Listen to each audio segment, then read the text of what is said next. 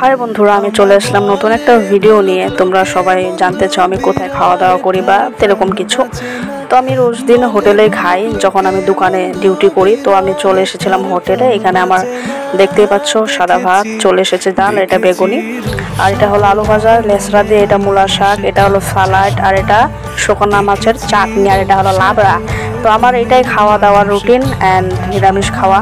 নিরামিষ মানে কি, যদি মাছ মাংস তুমি এক্সট্রা নাও তাহলে এক্সট্রা বিল। আর এটা আমি খাচ্ছিলাম 50 টাকার ভাত।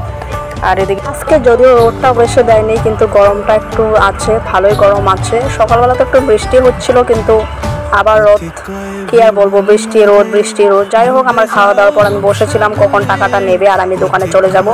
তো ফাইনালি আমি টাকাটা দিয়ে দোকানে আসার জন্য রওনা করে দিলাম। আর দেখো কিরকমভাবে রোদ উঠেছে, যদিও খুব একটা বেশি গরম নেই, তাও একটা চিপসা গরম এরকম। তো যাই হোক, তোমাদের কেমন লাগলো অবশ্যই জানিও বন্ধুরা।